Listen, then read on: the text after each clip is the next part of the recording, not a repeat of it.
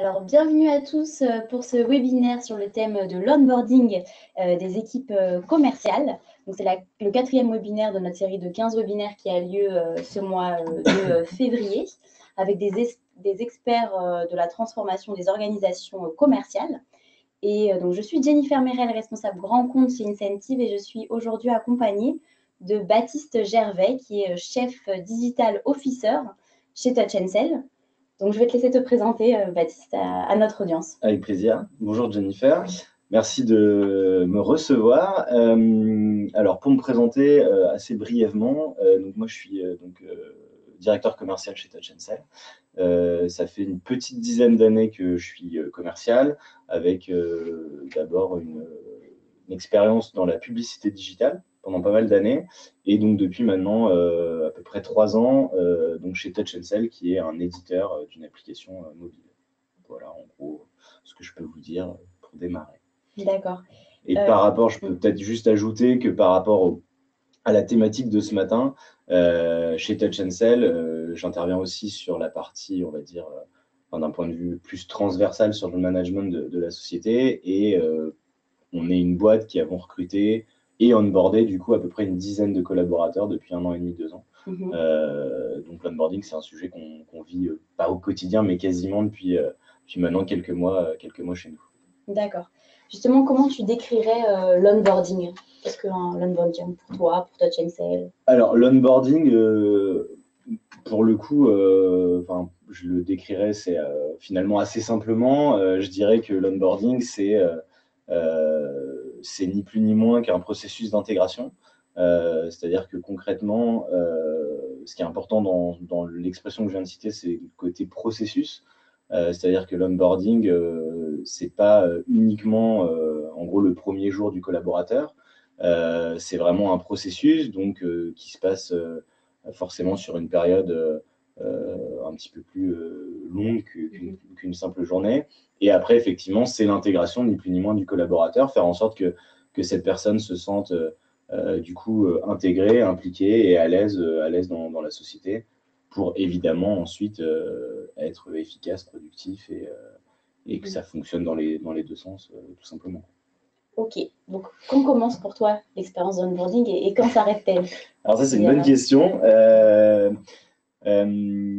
Alors je dirais que les gens qui sont un peu, on va dire, entre guillemets, des extrémistes de l'onboarding te répondraient que l'onboarding, il commence en fait quand le poste est ouvert, quand la fiche de poste est publiée.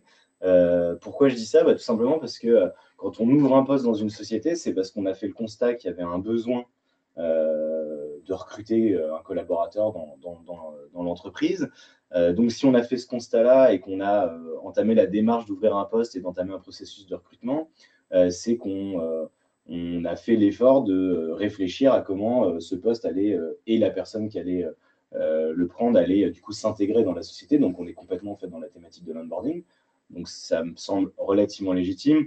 Néanmoins, je disais avec un sourire extrémiste, parce que ça paraît quand même un peu potentiellement un peu excessif.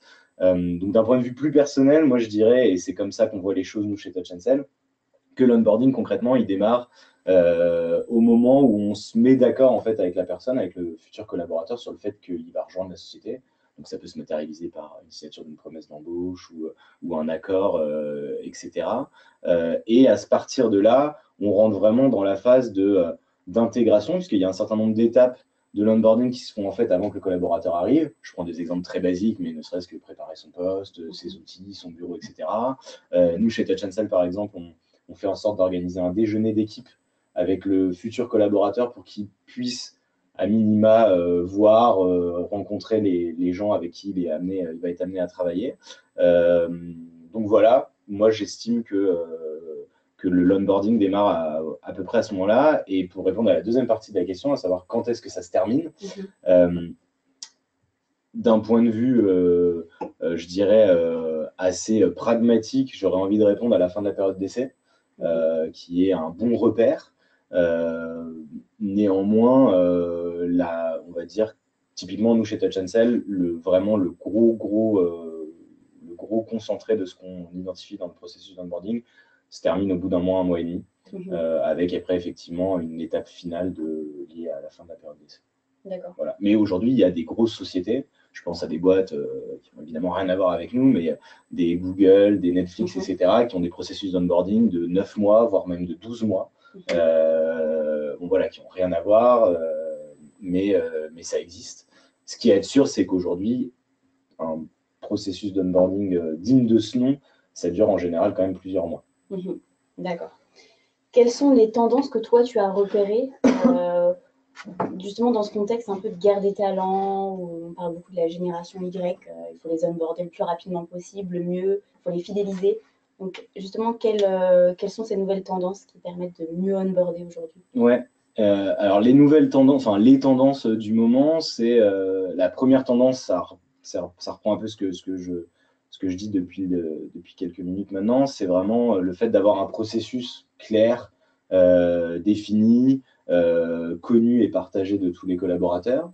Une tendance qui découle de ça, qui n'est pas forcément constatée partout, mais qu'on voit notamment dans pas mal de grosses boîtes et de plus en plus dans des petites structures, c'est en fait le simple fait d'allouer un budget à l'onboarding.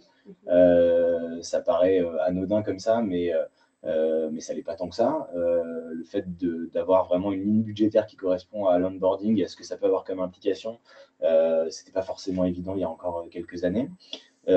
Et après, il y a deux autres tendances que j'aimerais mettre en avant.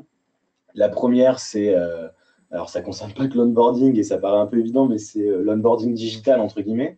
C'est-à-dire qu'aujourd'hui, il y a pas mal d'outils qui existent pour faciliter l'onboarding d'un collaborateur. Donc, je pense à des applications RH ou à des applications même dédiées à l'onboarding, voire même au détournement d'un certain nombre d'outils digitaux qui vont permettre d'être utilisés pour l'onboarding. C'est notamment le cas chez Touch 'n Sell et on y reviendra un peu plus tard, je pense.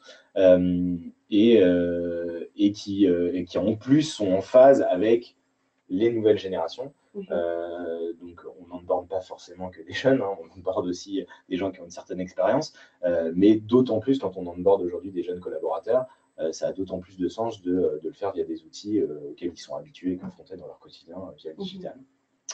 Et la dernière tendance qui, moi, me tient particulièrement à cœur, c'est ce qu'on appelle aujourd'hui, en gros, l'onboarding inclusif. Donc, c'est le fait de concrètement impliquer les collaborateurs qui sont déjà présents dans la société dans l'intégration du nouveau collaborateur. C'est hyper important. L'onboarding, c'est un petit peu comme le processus de recrutement, ça doit marcher dans les deux sens. Et donc, c'est important aussi que les gens qui sont déjà présents dans la société soient pleinement participants de l'intégration d'une personne, pas forcément dans une même proportion en fonction des interactions ou de l'implication qu'on va avoir avec la nouvelle personne, mais c'est important qu'ils soient quand même, d'une manière ou d'une autre, concernés par le sujet. Tout à fait. Et qui se charge justement de mettre en place ces programmes d'onboarding? Alors, dans les grosses sociétés, c'est souvent le service RH, mais par exemple, si on prend l'exemple de Touch 'n Sell. Oui, alors c'est une bonne question. Effectivement, nous, chez Touch 'n Sell, typiquement, donc on est une société d'une quinzaine de personnes, on n'a pas de service RH à proprement parler. Du coup, typiquement, chez nous, c'est quelque chose qui est vraiment collaboratif. On a donc un processus d'onboarding qui est clair, qui est connu de tout le monde et qui est partagé par tout le monde. Et donc, il y a un certain nombre d'étapes communes à tout nouveau collaborateur qui vont du coup concerner potentiellement des gens assez différents dans la société. Donc, en fait, le processus d'onboarding chez nous, il est mené un petit peu par toute l'équipe, par forcément le manager de la nouvelle personne arrivante, mais aussi par, je pense par exemple au fondateur de la société qui, pour tout nouveau collaborateur, passe un moment avec lui la première journée pour lui raconter un petit peu l'histoire de la boîte, etc. On a un système aussi de parrainage, c'est-à-dire qu'on met en place, avant l'arrivée d'un collaborateur, l'identification d'un parrain pour cette personne-là, qui est forcément une personne différente du manager opérationnel et qui a vocation à servir un petit peu de guide sur les premières semaines. Imprégner la personne de la culture de la boîte, du fonctionnement, quelqu'un avec qui voilà, il peut échanger assez librement sur ces sujets sans notion de hiérarchie ou tout ce genre de choses. Quel est le rôle du parrain, justement? Si c'est pas, je ne suis pas formée sur mon métier, c'est pour me sentir bien dans l'équipe? Ouais, le rôle du parrain, c'est vraiment un rôle d'intégration, d'échange, un peu, entre guillemets, de pair à pair. C'est-à-dire qu'on oublie, entre guillemets, le poste, on oublie le métier, voire le statut du collaborateur. On est juste lié par ce parrainage avec quelqu'un qui est un collaborateur, comme nous on l'est dans la société, et qui va être là pour répondre à nos questions ou nous guider sur vraiment le quotidien de la boîte, sur la manière de fonctionner, sur voilà, ce genre de choses qui participent en fait concrètement à l'intégration. Carrément. Alors, on va revenir un petit peu à l'onboarding. Pourquoi les entreprises en ont besoin? Les grandes, les petites, tout le monde en a besoin aujourd'hui. Tout à fait. Alors, les entreprises aujourd'hui, elles ont besoin d'un onboarding pour déjà une raison assez simple, c'est que c'est pas évident de recruter. C'est pas évident de recruter des collaborateurs de qualité, avec qui ça match bien, qui répondent bien aux attentes de la boîte, avec qui la boîte répond bien aux attentes du collaborateur. Comme tout le monde le sait, recruter un collaborateur, ça coûte de l'argent, ça coûte du temps. C'est pas du tout anodin. Du coup, c'est important, une fois qu'on a réussi à trouver, entre guillemets, la perle rare, ce qui nous a pris du temps auparavant, c'est important entre guillemets, de ne pas tout gâcher et donc de faire en sorte que cette période d'onboarding se passe bien pour permettre du coup de partir sur des bonnes bases et de faire en sorte qu'il y ait une histoire et une aventure qui dure le plus longtemps possible entre le collaborateur et la société. Et on peut citer par rapport à ce sujet-là un ou deux chiffres intéressants. Il y a une étude qui a été faite au Royaume-Uni par la société Aberdeen qui indique que 25% des employés quittent leur société au bout d'un an dans la boîte, ce qui paraît juste énorme. Et en France, il y a une étude qui avait été menée par Deloitte il y a maintenant un peu plus de 3 ans, qui indiquait que 4% des collaborateurs quittaient leur emploi sur la première journée. Donc, ce qui est aussi, paraît quand même assez important. Donc, tout ça pour dire que c'est hyper important de faire en sorte que les premiers jours et que la première période se passe bien pour, j'ai envie de dire très bêtement, pour que personne ne perde son temps, quoi. Ni la personne, ni le collaborateur, ni l'entreprise. Si on revient aux commerciaux, qu'est-ce qu'ils ont besoin justement pour ne pas partir dès la première journée ou dès la première année? Qu'est-ce qui est important pour eux? Alors, les commerciaux, c'est effectivement une population un peu particulière. Je dis ça avec le sourire parce que je suis évidemment directement concerné. Moi, ce qui me semble le plus important en fait dans l'onboarding et l'intégration d'un commercial, c'est de lui donner confiance en fait. Un commercial qui a pas confiance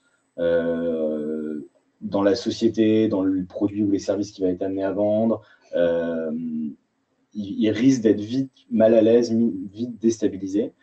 Alors que, à contrario, si on arrive à mettre un commercial vraiment en confiance, dans les meilleures dispositions, à savoir, ça veut dire quoi le mettre en confiance? Ça veut dire qu'il soit à l'aise sur l'environnement dans lequel il va évoluer, les produits, les services qu'il va avoir à vendre, les outils dont il va pouvoir et devoir se servir, etc., etc. C'est le meilleur moyen qu'il soit le plus convaincu par ce qu'il fait. Un commercial qui est en confiance et convaincu par ce qu'il fait, il y a de très fortes chances qu'il soit du coup convaincant, qu'il soit authentique en clientèle et que du coup, ça lui amène de la performance, ce qui est concrètement ce que recherche une entreprise et un commercial sur ce genre de mission. Donc pour moi, l'onboarding d'un commercial, vraiment le premier point, la pierre angulaire du sujet, et ce que j'ai envie de donner comme conseil à tout le monde là-dessus, c'est vraiment de mettre le commercial en confiance. C'est ça le plus important. Après, évidemment que en fonction du métier, du secteur d'activité, etc., il y a un certain nombre d'outils qui vont lui être mis à disposition et donc forcément le mettre en confiance par rapport à ça, ça veut dire l'accompagner, le former sur ces outils-là, etc. Et ça, quelque part, c'est tellement évident que j'ai presque pas besoin de le dire. Mais la confiance, de manière générale, ça me semble être le plus important. Et comment on met un commercial, un collaborateur en confiance? Alors, le commercial, pour le mettre en confiance, un des premiers points qui me semble fondamental, c'est lui donner un maximum de visibilité et de clarté sur son périmètre d'action de manière générale. Donc concrètement, pour appeler un chat, on parle de quoi? On parle de son portefeuille client ou ses secteurs d'activité ou géographiques, en fonction de comment organiser l'équipe. Il faut que quand il arrive, dès les premières heures, premiers jours, il sache clairement quel est son terrain de jeu. Ça, c'est le premier point. Deuxième point, parce que pour un commercial, c'est évidemment fondamental, c'est l'argent, c'est les commissions, c'est les variables. Il faut absolument que ce soit hyper clair pour lui comment il est rémunéré, comment ça fonctionne, qu'il n'y ait vraiment aucun doute là-dessus, qu'il n'y ait pas un petit truc qui traîne dans un coin de sa tête de ah mais là je suis pas bien sûr ou j'ai pas bien compris ou quoi. Ça, il faut absolument éviter tous ces éléments qui peuvent éventuellement le polluer. Donc concrètement, en fait, l'idée, c'est vraiment de se dire, le commercial, il faut lui donner de la visibilité, être clair, entre guillemets, et je dis on parce que je suis moi aussi commercial, on est des commerciaux, on est assez bêtes et méchants. Une fois que c'est clair, qu'on est en confiance, on y va et on fait ce qu'on sait faire le mieux et ce qu'on aime faire, savoir aller voir les prospects, les clients et essayer de répondre à leurs besoins. Donc voilà ce qui, moi, me semble le plus important. Et après, ça, c'est là, c'est encore plus personnel, et c'est ce que nous, on essaye de faire chez Touch & Sell. C'est concrètement, c'est de mettre aussi, de se mettre en action le plus vite possible. Donc un commercial, ce qu'il fait vivre, ce qu'il a envie de faire, c'est d'être sur le terrain, c'est d'être au contact des clients, quoi. Donc nous, chez Touch & Sell, typiquement, on emmène les gens en rendez-vous le plus vite possible, voire même le premier jour. Alors, évidemment, pas tellement en situation d'acteur le premier jour, mais au moins pour être dans le jeu, quoi, se mettre tout de suite en situation, s'imprégner de ce qui se passe sur le terrain, etc.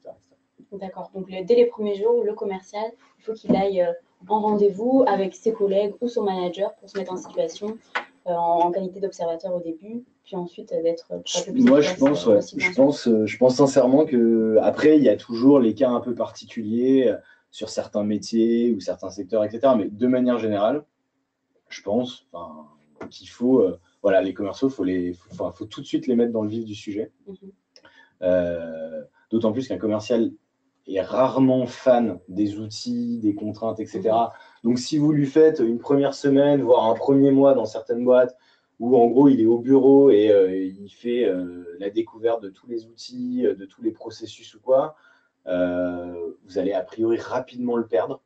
Vaut mieux tout de suite le confronter à la réalité du terrain, à la réalité de ce qui se passe, pour que par lui-même, il se rende compte derrière que tel outil va lui apporter dans telle situation et que le tout se fasse de manière à peu près cohérente et du coup en parallèle. D'accord.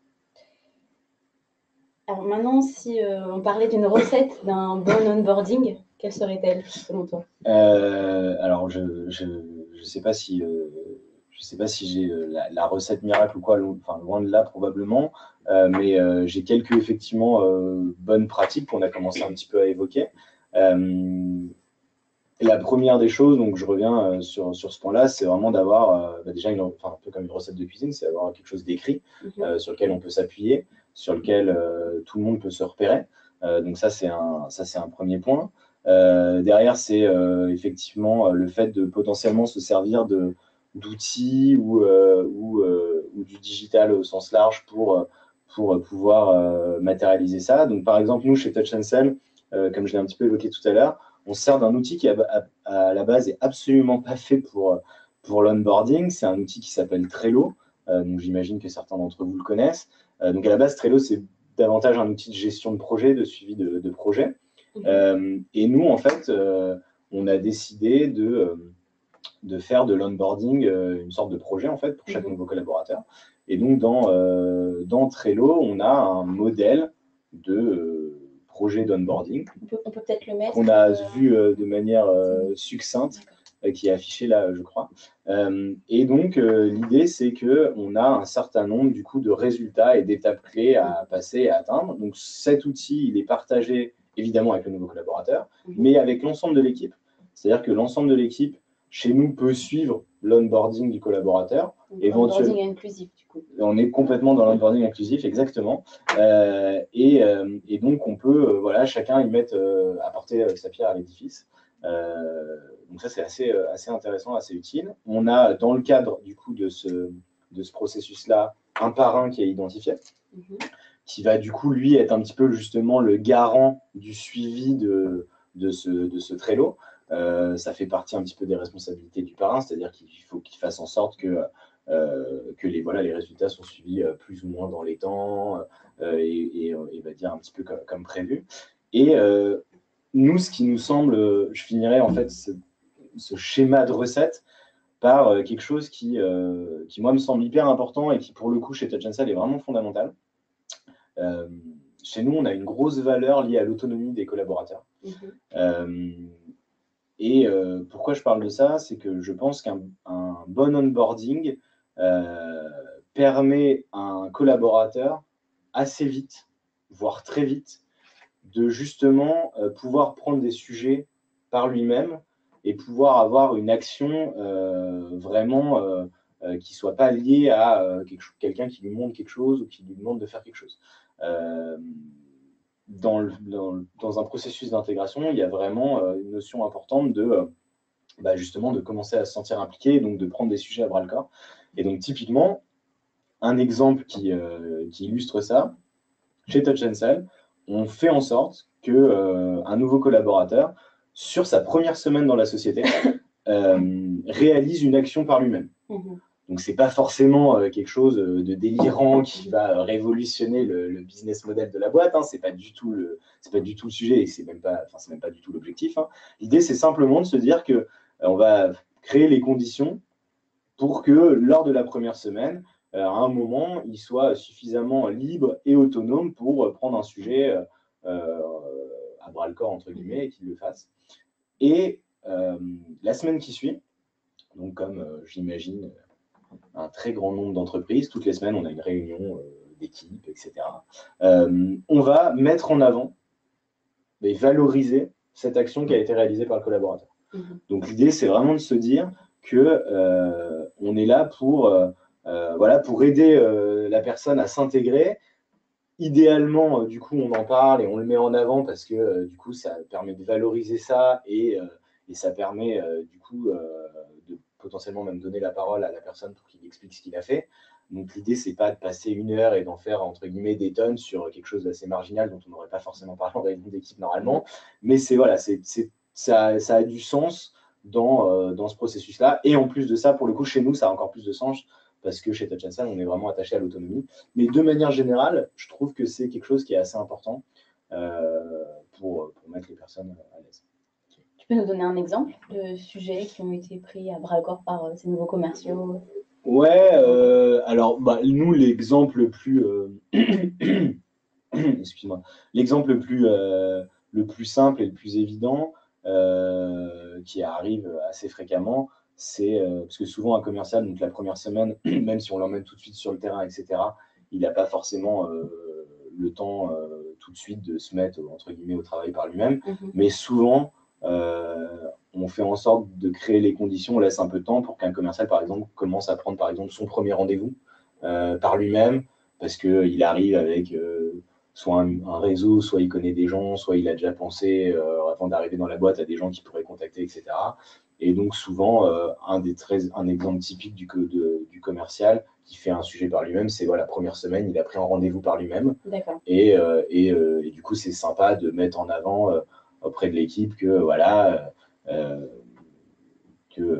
Paul, par exemple, que Paul, sur sa première semaine, il a pris rendez-vous avec telle entreprise. Et peu importe de savoir pourquoi il a eu le rendez-vous aussi vite, c'est pas le sujet. C'est juste de dire, voilà, et ça y est, il est dans la boîte et il a fait quelque chose, il l'a fait par lui-même.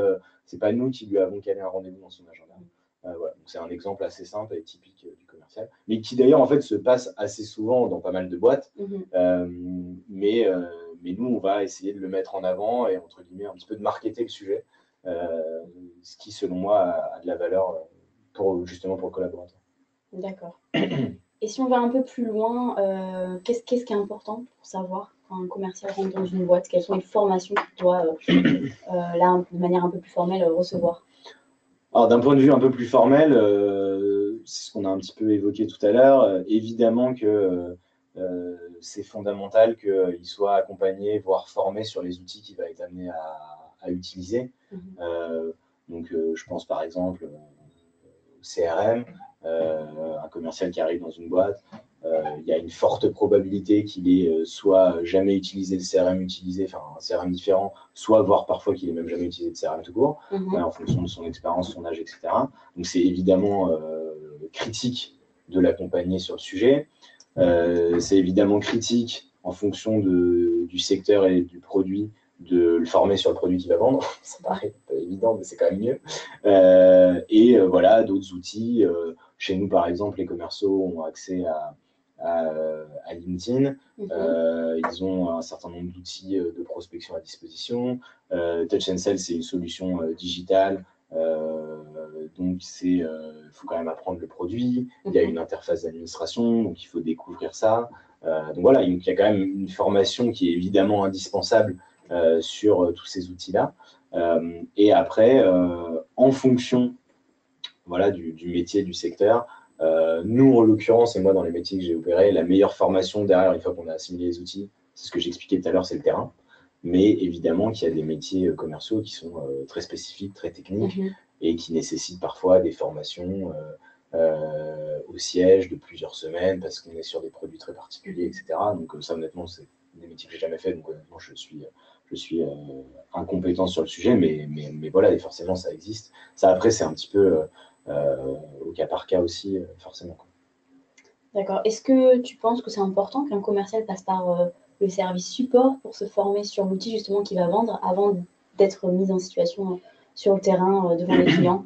Alors, de manière générale, en fait, du moins quand on est dans une entreprise à taille humaine, au-delà du commercial, moi je pense que c'est important qu'un collaborateur, quel qu'il soit, soit informé, voire imprégné de ce que font les autres services. En fait, c'est même pas propre au commercial. Ça paraît peut-être, et encore, ça paraît encore peut-être plus évident pour un commercial, mais pour moi, c'est pour tout le monde. Après, c'est pas forcément évident quand on est dans une boîte de 5000 personnes, donc c'est pas le sujet. Mais en l'occurrence, chez nous, chez Touch and Sell, dans le processus d'onboarding, il y a le fait qu'un collaborateur va passer un peu de temps avec chaque service, voire idéalement avec chaque personne parfois, pour savoir concrètement ce que fait chaque service, voir ce que fait chaque personne. Parce que, évidemment, voilà, une société ou une équipe dans une société, c'est une équipe. Et donc, on est interdépendants, on bosse ensemble. Et donc, c'est évidemment crucial dans l'intégration, tout simplement, en fait, pour des raisons de... Ça rejoint un peu ce que j'essayais tout à l'heure de passer comme message sur la clarté et la visibilité. Et c'est pour ça que je dis que ça va au-delà du commercial. C'est fondamental de donner du sens en fait à un collaborateur. Il faut savoir ce qu'on fait en fait, pourquoi on est là, qui fait quoi, comment ça fonctionne, et derrière ça en fait avoir de la visibilité. C'est-à-dire qu'il n'y a rien de pire qu'arriver dans une entreprise et en gros pas avoir de visibilité sur ce qui est en train de se passer, qu'est-ce qui va se passer, etc., etc. D'accord. Donc chez Touch and Sell, chaque collaborateur qui rentre dans l'entreprise passe un peu de temps avec le marketing, tout à fait. Le support, les développeurs. Encore une fois, c'est beaucoup plus simple chez nous. On est 15, il y a 3 services. Donc forcément, c'est quand même beaucoup plus simple. Néanmoins, on a le mérite de le faire. Et néanmoins, pour avoir travaillé quand même aussi dans un gros groupe précédemment, il est possible d'envisager, au moins sur, on va dire, l'environnement le plus proche, de passer du temps avec les équipes avec qui on va pouvoir travailler au quotidien. Voilà, on ne parle pas forcément de passer 5 heures en réunion, expliquer par APB, mais un minimum de temps, comprendre et poser 2-3 questions. Ne serait-ce qu'en fait rencontrer les gens, en fait, parce que ça paraît bête, mais toute personne qui a travaillé ou qui travaille aujourd'hui dans un grand groupe sait très bien que c'est pas finalement si rare que ça, que parfois pendant des semaines, voire des mois, on échange avec des collaborateurs dans le groupe par mail ou par téléphone, parfois sans même les avoir jamais vus, quoi. Et donc, ne serait-ce qu'en fait, mettre un visage, identifier quelqu'un, savoir où est son bureau, rien que ça paraît bête, mais ça a de la valeur. Et ça permet derrière de fluidifier les échanges, de gagner du temps sur certains sujets, etc. D'accord. Et quand on pense programme d'onboarding, on a souvent aussi des programmes de mentoring qui sont mis en place. Oui. Qu'en penses-tu? Alors, c'est un sujet sur lequel j'ai pas vraiment d'avis tranché, pour être franc. Je trouve le concept, évidemment, intéressant. Là, pour le coup, Touch and Sell, une structure d'une quinzaine de personnes, n'est pas forcément pertinent. Donc, je me raccroche plus à mes expériences passées dans des entreprises plus grandes. Pour commencer, entre guillemets, par le négatif ou les limites que moi je vois à ça, je dirais que si c'est mal fait, mal pensé, ou si c'est dans un cadre un peu particulier, ça peut être compliqué à gérer par rapport à un éventuel management en place dans la boîte. C'est-à-dire qu'un commercial, il est très souvent rattaché à minimum à un directeur commercial. Parfois, il a même un management intermédiaire qui va avoir un nom spécifique au métier. Dans l'optique d'avoir un mentoring interne à la société, ça peut parfois créer, on va dire, des dissonances, des doublons dans, on va dire, l'accompagnement, voire les consignes, etc. Donc, je dis pas que c'est pas bien ou que je suis contre ou quoi, je dis simplement peut-être un warning là-dessus, c'est pas forcément évident à gérer. En revanche, je trouve ça hyper riche, hyper intéressant, voire entre guillemets quelque part indispensable pour un commercial d'avoir une forme de mentoring dans sa carrière, mais qui ne soit pas forcément interne à l'entreprise, qui ne soit pas forcément d'ailleurs lié à un programme écrit ou quoi. Moi, je prends mon exemple personnel. Je me suis jamais dit que j'avais un mentor, mais entre guillemets, si on me demandait d'écrire noir sur blanc, est-ce que j'ai un mentor et qui ce serait, oui, quelque part, j'en ai un qui est le premier directeur commercial que j'ai eu dans ma carrière. Alors, c'est pas parce que c'est le premier que c'est lui qui j'estime être mon mentor, c'est simplement parce qu'il se trouve que c'est quelqu'un qui m'a appris énormément de choses, avec qui ça s'est toujours bien passé et que je côtoie encore aujourd'hui.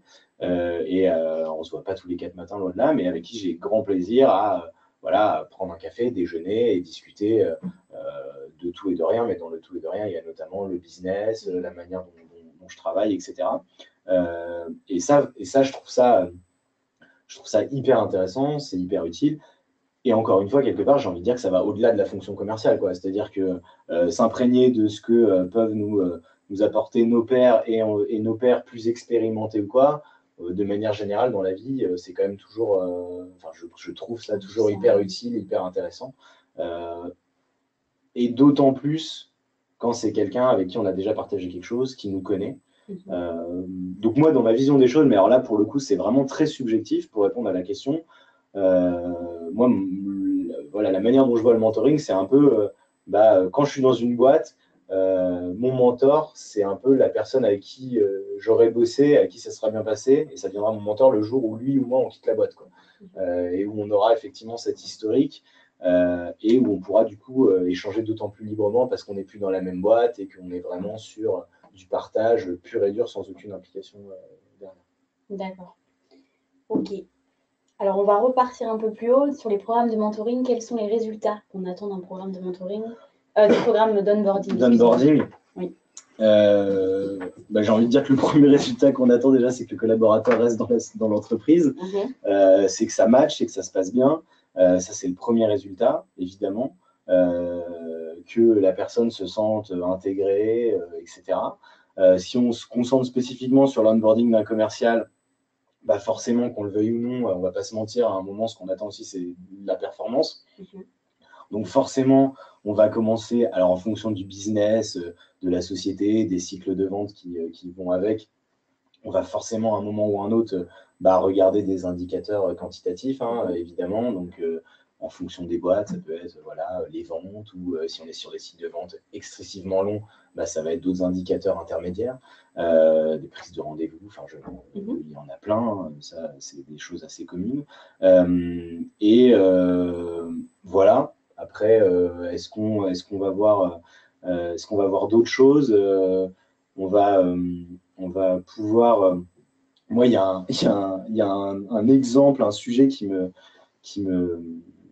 fait toujours sourire sur un processus d'onboarding, qui est pour le coup un indicateur beaucoup plus, on va dire, qualitatif que quantitatif, mais que je trouve excessivement révélateur. C'est, alors j'imagine que ça, je ne suis pas le seul à avoir constaté, loin de là, c'est que quand une nouvelle personne arrive dans une entreprise, très très souvent, pour ne pas dire tout le temps, sur les premiers jours, les premières semaines, quand elle vous parle, et qu'elle parle de la boîte, elle dit vous. Et elle dit, par exemple, nous, quand quelqu'un arrive chez Touch & Sell et qu'on fait, je sais pas, on se retrouve en réunion de travail ou quoi, la personne va vous dire, ah, donc vous faites comme ça, et donc Touch & Sell, vous faites comme ci, etc.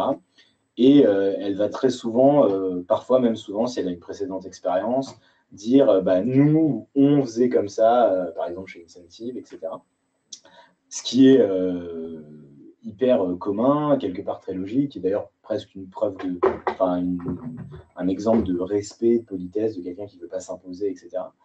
Et je trouve que le jour où cette personne-là, justement, dit on et dit nous pour la société, je trouve ça hyper révélateur, en fait, du fait que la personne, ça y est, se sent intégrée et qu'on est vraiment au cœur de... Enfin, voilà, on est au cœur de l'onboarding de la personne. Et ça paraît peut-être anodin, mais voilà, encore une fois, pour avoir intégré une dizaine de personnes là chez Touch & Sell depuis maintenant un peu moins de 2 ans, c'est quelque chose que j'ai constaté à maintes reprises et qui, je trouve, est très, très révélateur. Ça peut être en fait la fin de l'onboarding quand on dit nous. Alors ça peut être, la fin de l'onboarding d'un point de vue très symbolique. Après, il y a des gens qui se sentent à l'aise beaucoup plus vite, et il y a même des gens qui peut-être se disent, d'ailleurs, vont faire l'effort de le dire. Donc faut pas, voilà, c'est pas quelque chose de toute façon, un onboarding, je ne vois pas comme quelque chose qui doit être radical, etc. Mais oui, quelque part, je te rejoins, ça peut effectivement être... Enfin, en tout cas, c'est un marqueur fort, je trouve, comme quoi l'onboarding est sur la bonne voie ou est en train de bien se dérouler, a priori. Si on a des personnes qui nous écoutent et qui n'ont pas mis de programme d'onboarding en place, quelles seraient vraiment tes recommandations pour vraiment mettre un? Pourquoi c'est vraiment important? Alors moi, mes recommandations, ce serait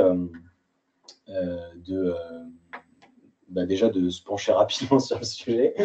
Surtout, alors après, si on est dans des entreprises qui ont prévu de recruter personne sur les 3 ans à venir, c'est peut-être pas aussi crucial que ça, mais ne serait-ce que pour un recrutement prévu, pour toutes les raisons qu'on a évoquées depuis tout à l'heure ensemble, ça me semble fondamental. Derrière, il existe évidemment des gens et des solutions et des éléments, des ouvrages même pour s'aider là-dessus. Nous, typiquement chez Touch & Sell, la très très très grande majorité de tout ce qu'on a mis en place sur l'onboarding et que j'ai distillé comme exemple au cours de notre échange, c'est grâce à une entreprise qui nous a accompagnés, qui s'appelle Fly the Nest, qui n'est pas une entreprise qui nous a accompagnés spécifiquement sur l'onboarding à la base. Donc Fly the Nest, c'est une start-up qui accompagne les startups historiquement. Enfin, historiquement, ils ont à peine 3 ans d'existence. Donc j'invite toutes les personnes qui seraient dans une startup ou dans une petite structure ou quoi à se renseigner. C'est vraiment une belle boîte qui nous a apporté énormément dans notre développement et dans notre croissance, et notamment qui nous a apporté, qui nous a amené à vraiment formaliser la culture de notre société, à identifier nos valeurs et du coup à matérialiser ça dans un certain nombre de choses indispensables dans une boîte, comme le processus d'onboarding, au même titre que le processus de recrutement, etc. Et c'est ce qui fait qu'aujourd'hui, on a un processus d'onboarding qui non seulement est donc écrit, clair, connu et partagé par tous les collaborateurs, mais surtout qui correspond à nos valeurs, qui correspond à ce qu'on a envie de renvoyer comme image aux gens qui souhaiteraient venir travailler avec nous, et du coup dans lesquels on a envie que ces nouveaux collaborateurs se retrouvent, pour que du coup ça se passe finalement entre guillemets comme une forme d'évidence quand l'intégration commence, tout simplement. D'accord. Donc Fly the Nest vous a accompagné dans le développement de votre culture. Dans le développement de la société de manière générale, D'accord. sur notre manière de fonctionner, la stratégie de la boîte, etc., mais aussi sur voilà, l'identification de notre culture, enfin la formalisation, on va dire, de notre culture, parce qu'on a une culture, quoi qu'il arrive, hein, après on en est conscient, on n'en est pas conscient, mais de fait, une entreprise a une culture, forcément. Après, c'est différent, il y a un pas énorme entre ça et la formaliser, en avoir conscience, en ressortir des valeurs communes, partagées par tous les collaborateurs, ou non. C'est aussi, d'ailleurs, ça permet parfois de se rendre compte que on peut se retrouver potentiellement dans une boîte avec laquelle on ne partage aucune valeur, mais en fait, on s'en était pas tellement rendu compte. Du coup, souvent, ça amène probablement à une séparation à un moment ou un autre. Et surtout, c'est un outil formidable pour justement, derrière, recruter des gens qui collent avec ça, quoi, qui collent avec en fait ce qu'on est. D'accord. Alors, je vais me tourner vers les questions. On a eu une question de Christophe. Oui. Alors, via l'onboarding, vous rattrapez le travail non fait par les cabinets de recrutement. Via l'onboarding, vous rattrapez le travail non fait par les cabinets de recrutement. Je ne sais pas si Touch & Sell passe par des cabinets de recrutement. Alors oui, on est. Pardon, je relisais la question en même temps. Oui, on passe par des cabinets de recrutement, tout à fait. On a travaillé avec plusieurs cabinets de recrutement. La grande majorité de nos recrutements ont été faits via des cabinets, tout à fait. Alors je ne sais pas du coup si Christophe pose la question. S'il y a une forme de jugement des cabinets de recrutement dans sa question ou pas. En l'occurrence, moi, je ne considère pas que les cabinets de recrutement ont pour responsabilité d'onboarder le collaborateur. Néanmoins, je considère que c'est la responsabilité de la société de travailler avec des cabinets de recrutement qui correspondent aux valeurs de la société, aux méthodologies qu'on souhaite mettre en place. Aujourd'hui, il y a énormément de cabinets de recrutement qui existent. Ne serait-ce qu'à Paris, c'est absolument hallucinant. Ils sont tous plus spécialisés les uns que les autres sur plein de sujets. Ils ont tous leur propre méthodologie, sur le papier, j'entends. Et donc, on a, entre guillemets, le choix. Donc, charge à nous, employeurs, de choisir le ou les cabinets avec qui on a envie de travailler, parce qu'effectivement, ce sont ces gens-là qui vont s'adresser pour la première fois aux potentiels futurs collaborateurs en notre nom. Donc, quelque part, indirectement, c'est eux qui vont véhiculer notre image pour la première fois. C'est un peu extrapolé ce que je dis, mais c'est quand même la réalité des choses. Donc, charge à nous de travailler avec des cabinets avec qui on est en confiance, dont on sait qu'ils vont, entre guillemets, parler de nous comme on a envie qu'ils parlent de nous, etc. Diffuser la culture. Et voilà, exactement. Et quelque part, j'ai envie de dire que le choix du cabinet de recrutement est une sorte de composante de l'onboarding. Si on reprend un peu ce que j'expliquais tout à l'heure quand je disais, pour certaines personnes, l'onboarding, il démarre quand on ouvre le poste. Ça s'intègre complètement là-dedans. C'est-à-dire qu'à partir du moment où j'ouvre le poste, je choisis le cabinet de recrutement pour ça. Donc, on est dans l'onboarding déjà, schématiquement. Donc voilà, donc c'est pas, pour répondre du coup clairement à la question, c'est pas tellement qu'on rattrape le travail qui n'est pas fait par le cabinet de recrutement, c'est que c'est complémentaire et que le cabinet de recrutement, il est là pour justement avoir une place cohérente dans ce processus global. Une deuxième question. Qu'en pensez-vous de Workello? C'est un outil. Alors, je vais être hyper franc, je ne connais pas l'outil, donc je ne peux pas répondre, je suis désolé. Je ne sais pas si la personne qui pose la question peut peut-être préciser quel type d'outil c'est. J'imagine que c'est un outil d'onboarding, mais très honnêtement, je ne connais pas l'outil, donc je ne vais malheureusement pas pouvoir répondre, je suis désolé. On se renseignera. Promis, je suis désolé. Alors, moi, j'ai retenu 2 chiffres très importants de cette interview avec Baptiste. Le premier, c'est que 25% des collaborateurs quittent leur poste après 1 an. Donc, c'est sûrement dû à des mauvais programmes d'onboarding, enfin pour une partie, et que 4% des collaborateurs quittent leur poste après 1 jour. Donc voilà, toute la nécessité des programmes d'onboarding. Est-ce que tu veux rajouter quelque chose pour la fin, Baptiste? Écoutez, non, rien de particulier, à part remercier les gens qui nous ont écoutés gentiment, et que je suis à disposition. On peut me contacter, me retrouver facilement sur les réseaux sociaux ou autres pour échanger sur le sujet, ou voire même échanger sur Touch and Sell s'il le souhaite, qui peut, à sa mesure, avoir une participation dans l'onboarding des collaborateurs, notamment des commerciaux, tout simplement. Merci Baptiste d'avoir répondu à nos questions aujourd'hui. Et puis nous, on vous donne rendez-vous demain, même heure, où on parlera du social selling avec Loïc Simon. Passez une bonne journée.